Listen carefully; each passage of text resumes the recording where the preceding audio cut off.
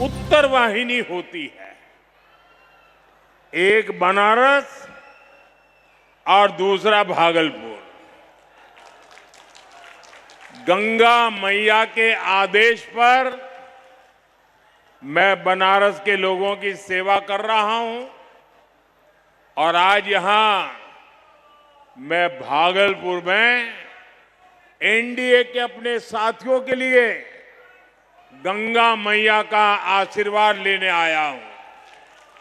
आप सबका आशीर्वाद लेने आया हूं। बनारस में हमें बाबा काशी विश्वनाथ की कृपा मिलती है और यहां अजगैबीनाथ बाबा के चरणों में हमें प्रणाम करने का सौभाग्य मिलता है और इसलिए भागलपुर आना मेरे लिए बहुत विशेष हो जाता है। साथियों, भागलपुर संघर्ष, संस्कार और सम्मान की धरती है। इसी धरती ने देश को वो सपूत दिए जिन्होंने इतिहास की दिशा बदल दी। तिलका मांझी ने बंदूक से नहीं, अपने साहस से अंग्रेजों के अहंकार को तोड़ा था। कादम्बिनी गांगुली ने अपनी निष्ठा और समर्पण से बेटियों के लिए नया रास्ता खोला था। मैं इस धरती की महान विभूतियों को श्रद्धापूर्वक नमन करता हूं। विक्रमशिला की इस भूमि ने हर युग में देश और समाज को दिशा दिखाई है। एक बार फिर भागलपुर की धरती से पूरे बिहार को संदेश जा रहा है। फिर एक बार एनडीए सरकार, फिर एक बार, फिर एक बार, फिर एक बार, फिर एक बार बिहार में फिर से सुशासन सरकार। साथियों, पहले चरण के मतदार की और मतदारों का जो उत्साह है और अब तक मुझे जो जानकारियां मिली है, मतदान की शानदार तस्वीर सामने आ रही है। हमारी माताएं बहनें बहुत उत्साह के साथ मतदान कर रही है। बिहार की बेटियां जंगल राज से बिहार को दूर रखने के लिए आज दीवार बनकर के खड़ी है और मतदान मथक पर जैसे किले की तरह उन्होंने एक लाइन बना दी है। भारी मात्रा में मतदान कर रही है। सुशासन की सरकार में बिहार में महिलाओं की सुरक्षा सुनिश्चित हुई है। माताओं बहनों को सम्मान मिला है, इसलिए वे भारी संख्या में आज वोट देने के सारे रिकॉर्ड तोड़ रही है। बिहार में कांग्रेस आरजेडी के अनेक दशकों तक उन लोगों ने सरकारें चलाई, लेकिन उनको कभी जीविका दीदी बनाने की याद नहीं आई। उनको लखपति दीदी बनाने के बारे में कभी सोचा ही नहीं। उन्हें पशुपालक बहनों के खाते में सीधा पैसा डालने का ख्याल ही नहीं आया। उनको कभी ये याद नहीं आया कि बहनों का बैंक खाता खुलवाना है। उन्होंने ये भी नहीं सोचा कि आवास योजनाओं के घर बहनों के नाम पर कराना है। साथियों, ये काम एनडीए की डबल इंजन सरकार कर रही है। मोदी ने बहनों के जनधन खाते खुलवाए। आज नीतीश जी की सरकार सीधे 10-10 हजार रुपये नए नए रोजगार शुरू करने के लिए बहनों के खाते में जमा कर रहे हैं। अभी तक 1,40,00,000 बहनों के खाते में ये पैसा पहुंच चुका है। आप कल्पना कीजिए, अगर बिहार का सबसे भ्रष्ट परिवार और देश का सबसे भ्रष्ट परिवार जो जमानत पर बाहर है, ये दोनों अगर सत्ता में होते तो ये पैसे बहनों के खाते में नहीं, एक कांग्रेस आरजेडी के नेताओं की तिजोरी में पहुंच जाते।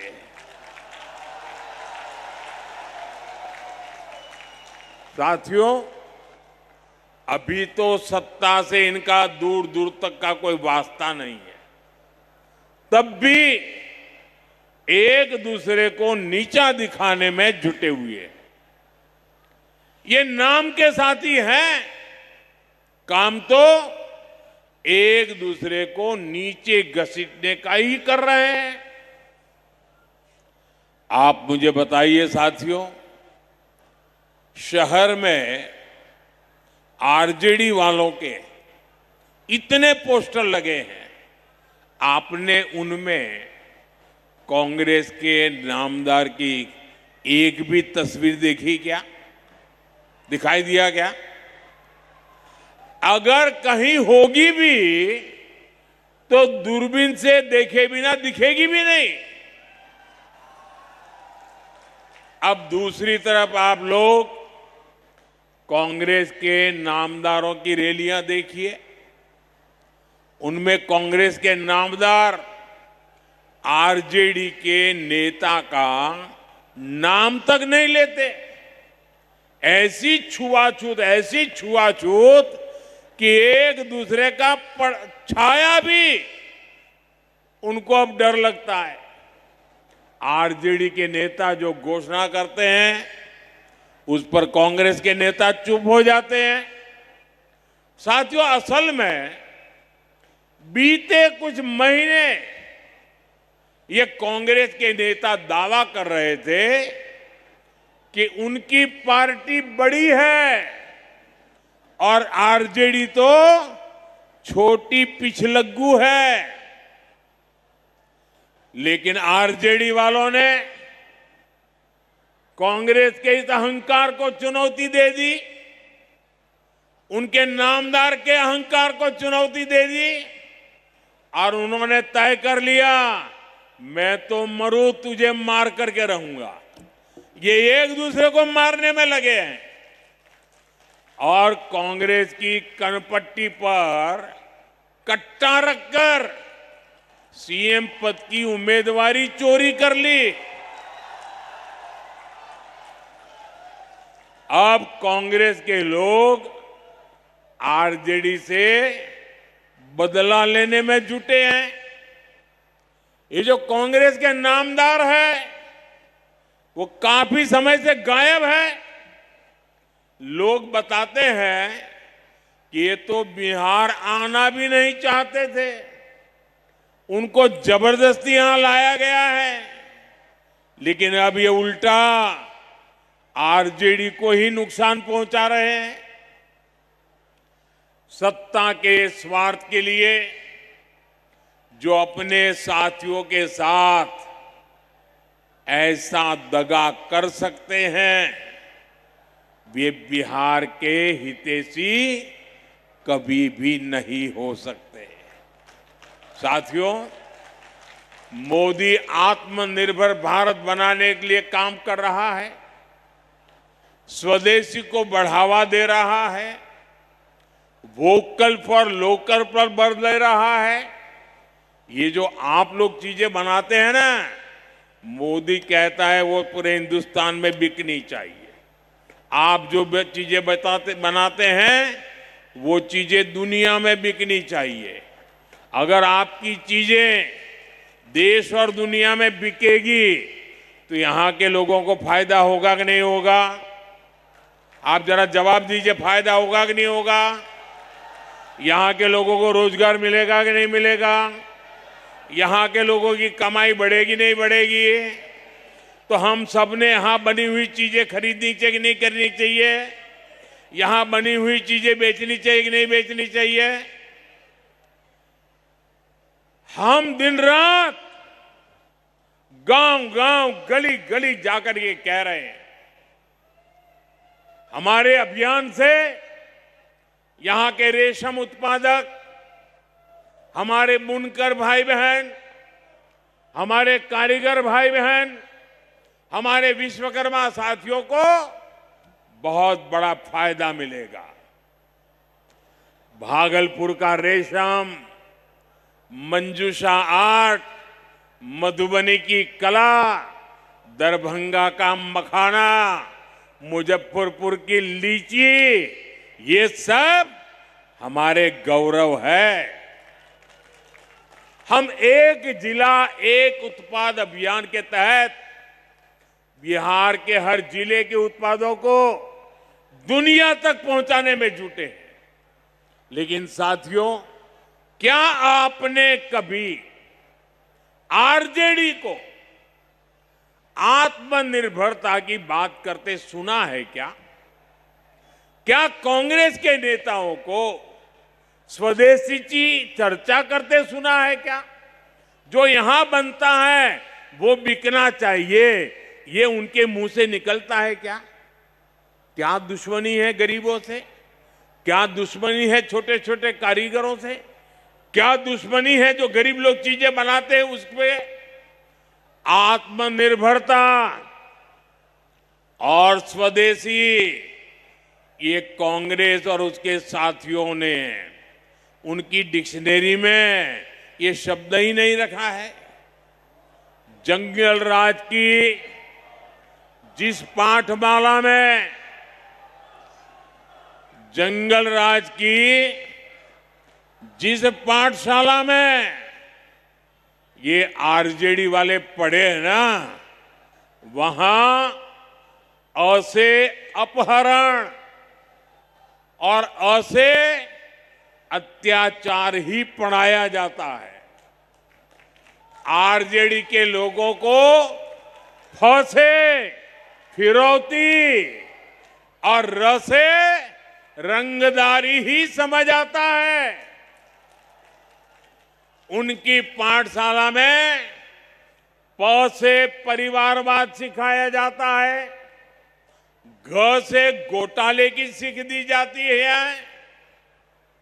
आरजेडी का ककहरा है, आरजेडी का ककहरा है कट्टा, क्रूरता, कटुता, कुसंस्कार, करप्शन और कुशासन। साथियों, कांग्रेस और आरजेडी ने बिहार के समाज को भी बांटने का पाप किया है। आरजेडी ने बिहार को जातीय दंगों में झोंक दिया तो कांग्रेस ने मजहबी दंगे करवाए, भड़काए।